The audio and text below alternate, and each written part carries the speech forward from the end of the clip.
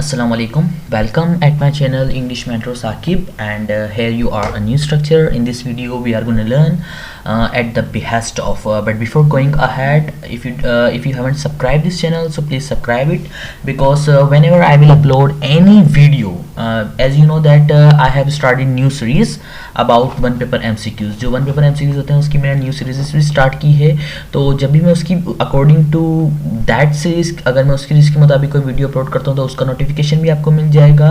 और जो इंग्लिश की जो वीडियो है जिसके अंदर स्ट्रक्चर्स हैं, एरर वाले सेंटेंसेस हैं, और जब भी मैं इस टाइप की वीडियोस अपलोड करूँगा तो इसका भी नोटिफिकेशन आपको मिल जाएगा। So let's start today's topic.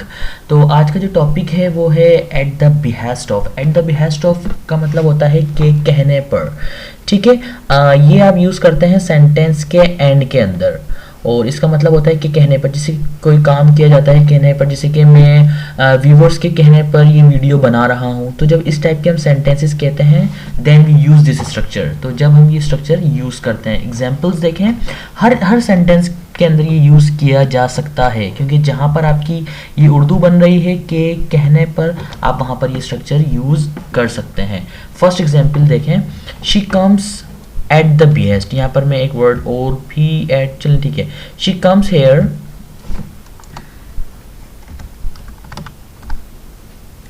ठीक है, she comes here at the behest of me. Eight the behest of के बाद आपको फ़ौरन उसका नाम लिखना है कि आप ये काम किसके कहने पर कर रहे हो, चाहे वो नाउन हो या प्रोनाउन हो, तो आपको ऑफ के बाद वो ऐड करनी है। अगर वो प्रोनाउन है तो वो ऑब्जेक्टिव केस में आएगी, क्योंकि प्रीपोजिशन जो होती हैं उसके बाद जब भी प्रोनाउन यूज़ करते हैं तो आई नहीं आता है, उसकी जगह मी यूज़ किया जाता है, ठीक है। तो यहाँ पर भी ऑफ आ रहा है प्रीपोजिशन, तो एंड के अंदर आप ऑब्जेक्टिव केस यूज़ करेंगे उसका, तो आई का होता है me. She comes here at the behest of me, वो मेरे कहने पर यहाँ आती है।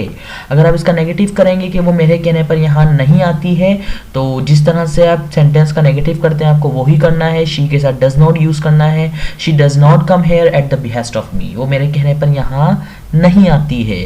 क्या वो मेरे कहने पर यहाँ आती है? अगर आप इंटरोगेटिव यूज़ करेंगे तो does she come here at the behest of मी, तो आपको पता है कि एस जो है वो रिमूव हो जाएगा, क्योंकि डज जब हम यूज़ करते हैं नेगेटिव के अंदर या इंटरोगेटिव के अंदर तो फिर उसमें एस नहीं लगता है वर्ब के अंदर। नेक्स्ट एग्जांपल देखते हैं, ही इज़ प्लेइंग क्रिकेट। अब देखें ये वाला जो है प्रेजेंट प्रोग्रेसिव का टेंस है, जिसे प्रेजेंट कंटिन्यूस भी कहा जाता है। He is playing cricket at the behest of you, वो क्रिकेट खेल रहा है आपके कहने पर। he is playing cricket at the behest of उसके बाद आप you, ठीक है। you जो है आप सेंटेंस के शुरू में यूज़ करें या एंड में यूज़ करें वो you ही रहता है, ठीक है।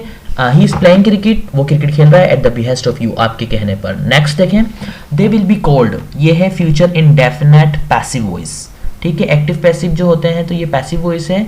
They will be called eight the behest of you, वो उन्हें बुलाया, सॉरी ऑफ यू नहीं, ऑफ बॉस, ठीक है। बॉस के कहने पर उन्हें बुलाया जाएगा, दे विल बी कॉल्ड, उन्हें बुलाया जाएगा eight the behest of boss, boss के कहने पर उन्हें बुलाया जाएगा। आई होप कि स्ट्रक्चर बहुत इजी है, एंड के अंदर eight the behest of use करना है, और सेंटेंस जो आपका उर्दू बन रही है अकॉर्डिंग टू उर्दू आपको सेंटेंस जो है वो ट्रांसलेट करना है इंग्लिश के अंदर। फोर्थ एग्जाम्पल देखें, she is making tea, present progressive again. She is making tea eight the behest of her mother, वो अपनी मदर के, अपनी वालदा के कहने पर चाय बना रही है। अगर इसको नेगेटिव करेंगे, she is not making tea eight the behest of her mother, वो अपनी वालदा के कहने पर चाय नहीं बना रही है, ठीक है। अगर आप इसको पास्ट में लेके जाएंगे तो वॉज हो जाएगा कि वो अपनी वालदा के कहने पर चाय बना रही थी। She was making tea eight the behest of her mother, ठीक है। जैसे कि एग्जाम्पल इस तरह से भी ले सकते हैं कि मैं आपको पढ़ा रहा हूँ आपके भाई के कहने पर, I am teaching you eight the behest of your brother, clear. Example number 5 देखें, लेकिन ये थोड़ी चेंज है क्योंकि इसके अंदर हमने इंटरोगेटिव सेंटेंस यूज़ किया है। वैसे तो इस तरीके से भी इंटरोगेटिव सेंटेंस यूज़ किया जाता है, जैसे कि अगर मैं इस तरह से जो सेंटेंस नंबर 4 है, she is making tea eight the behest of her mother, वो चाय बना रही है अपनी मदर के कहने पर, तो इसको इस तरह से इंटरोगेटिव कर सकते हैं कि अब इसको बाहर निकाल दें, ठीक है। Is she making T eight the behest of her mother.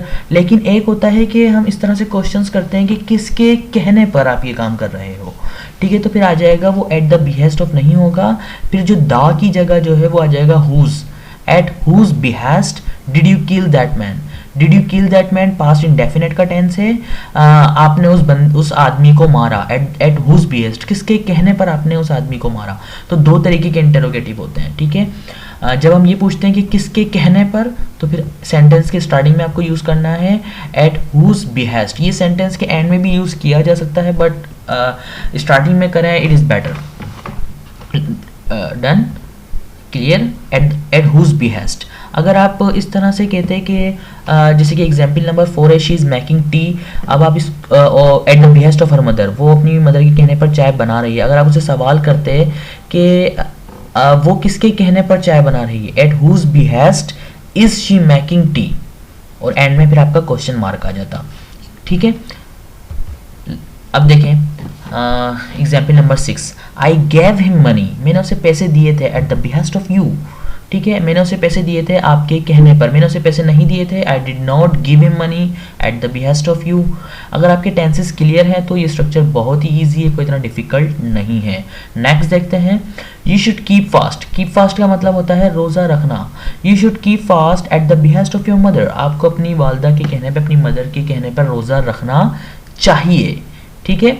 अगर आप इसको पास्ट में लेके जाते हैं कि जैसे कि आपको अपनी मदर के कहने पर रोज़ा रखना चाहिए था, तो आपको पता है शुड का जो पास्ट होता है वो शुड हैव से होता है, और उसके अंदर फिर जो है वर्ब की थर्ड फॉर्म जिसे पास्ट पार्टिसिपल कहा जाता है वो आ जाता है। जैसे कि कीप की जो थर्ड फॉर्म होती है वो होती है कैप्ट। ऑब्जर्व फास्ट भी होता है और कीप फास्ट भी होता है, दोनों का मतलब होता है रोज़ा रखना। You should have kept fast at the behest of your mother, आपको अपनी मदर के कहने पर रोज़ा रखना चाहिए था, इट इज़ पास्ट।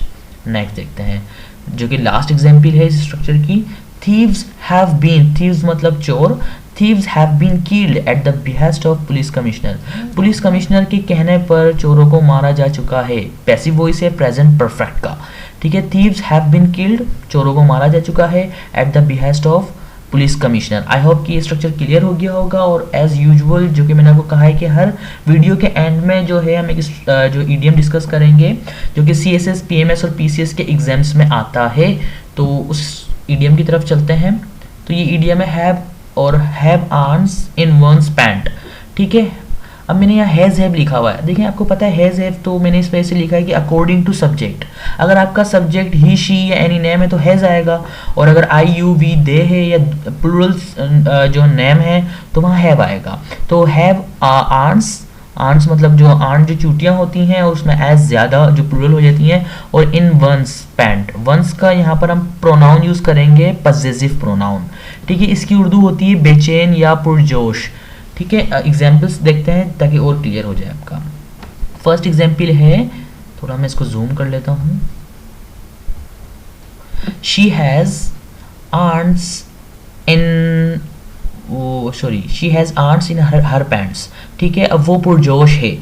अब यहाँ पर आपको पता है ये शी है तो शी के साथ तो हैज़ ही आएगा, तो हैज़ आ गया, आर्न्स सेम रहा, इन सेम रहा। अब यहाँ पर अगर सब्जेक्ट आपका शी है तो यहाँ हर आएगा, ही है तो हिज आएगा, आई है तो माय आएगा, यू है तो यूअर आएगा, ठीक है। दे है तो देर आएगा, वी है तो अवर आएगा। तो she has आर्न्स in her pants, वो पुरजोश है या वो बेचैन है किसी भी चीज़ के लिए, ठीक है। आप इसको आगे इस सेंटेंस को और बढ़ा सकते हैं, अबाउट लगा के आप उस चीज़ का नाम भी लिख सकते हैं, जैसे कि he has sorry she has आर्न्स in her pants about her result, ठीक है, अपने रिजल्ट के बारे में। नेक्स्ट देखते हैं, यू हैव आर्न्स इन योर पैंट, आप बेचैन हैं या पुरजोश हैं, ठीक है। हैव आया क्योंकि यू यूज़ किया तो उस वजह से हैव आया, और यहाँ पर जो पॉजिटिव प्रोनाउन यू की यूअर होती है। नेक्स्ट, ही हैड आर्न्स इन हिज पैंट। अब देखें ही की जो पॉजिटिव प्रोनाउन होती है वो हिज होती है, लेकिन मैंने यहाँ हैड यूज़ किया है क्योंकि मैंने आपको पहले ही बताया कि जिस सेंटेंस के प्रेजेंट के हेल्पिंग वर्ब हैज़ हैव है उसके पास्ट में हैड आएगा और फ्यूचर में विल हैव आएगा। तो ही हैड आर्न्स इन हिज पैंट, इसका मतलब है कि वो बेचैन या पुरजोश था। अब आपकी उर्दू जो भी आप निकालें, बेचैन निकालें या पुरजोश निकालें, दोनों सेंसों में यही वाला स्ट्रक्चर यूज होगा, चाहे वो बेचैन हो किसी चीज़ के लिए या वो पुरजोश हो। लास्ट एग्जाम्पल देखते हैं इडियम की, they have arms in their pant. अब देखें दे की पॉजिटिव प्रोनाउन देयर होती है, देयर दो होते हैं, THERE वाला भी होता है जिसका मतलब होता है वहाँ, आई विल गो देयर, मैं वहाँ जाऊँगा, और एक देयर ये वाला भी होता है जो कि दे की पॉजिटिव प्रोनाउन होती है। They have arms in their pant, वो पुरजोश हैं या वो बेचैन हैं। ठीक है। अगर आप फ्यूचर में यूज़ करेंगे तो विल हैव आ जाएगा, they will have arms in their pants, ठीक है, वो पुरजोश होंगे। तो आई होप कि ये स्ट्रक्चर क्लियर हो गया होगा, ईडीएम भी क्लियर हो गया होगा। अगर फिर भी कोई चीज़ नहीं समझ आई हो तो you can ask me any time in comments, ठीक है। और अगर वीडियो अच्छी लगे तो लाइक शेयर ज़रूर कीजिएगा और अपना फीडबैक ज़रूर दीजिएगा। Thank you so much.